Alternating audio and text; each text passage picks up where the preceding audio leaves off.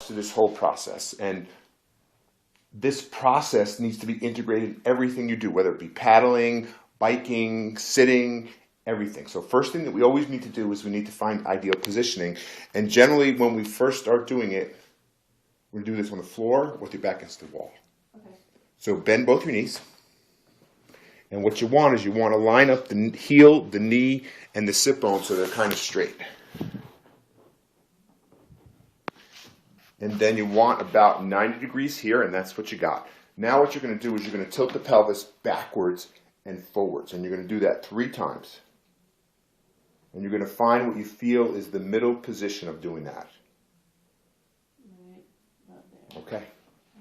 Now, think about shoulders being really nice and wide. And hands here. And then back of the neck already looks nice and long. Okay, so that's the ideal positioning. Now the powerhouse, and the powerhouse is a combination of 3 things: breathing in a specific way, contracting a deep abdominal muscle called the transverse abdominis, and then contracting the muscles of the pelvic floor. So first the breath. It's going to be in through the nose, out through the mouth, through pursed lips and tongue. So it's going to look and sound like this. Shh. Can you show me? Excellent. Okay. Now abdominal muscles. We have 3 layers of abdominal muscles. We have the rectus abdominis, the abdominal obliques, and then when we're concerned with right now, the transverse abdominis that goes transversely across the lower belly.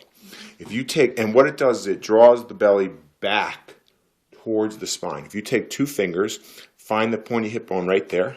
So you feel the pointy hip bone, and then you roll just to the inside. I'm going to do the same thing. I get this side. So now what I want you to do is take that breath in, and as you breathe out, draw the lower belly out. Shh, in. Shh. Good. One more time.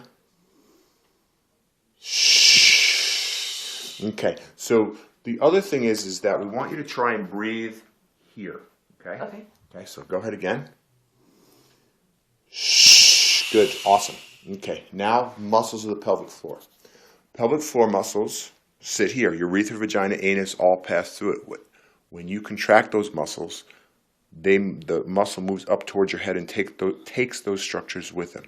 2 cues to help people get connected to their pelvic floor muscles are stopping a fart or holding in a fart, and the other one is stopping a pee in the middle of peeing. But we don't want people to do that on a regular basis because that does promote urinary tract infections. Okay? So now we want to combine all 3 of those things. So now it's a breath in. You're going to draw the lower abdomen and lift the pelvic floor. Shh. Okay, again. Okay, now think about the breath. So get the breath into the lungs, and shh, good. And so what that does is that if you rewatch the video, you'll see that you're doing almost this when you're not letting the lungs, because you're kind of letting your stabilization system fall apart at that point in time. Oh, okay. Just a cue for you. Okay. Okay. So I shouldn't be like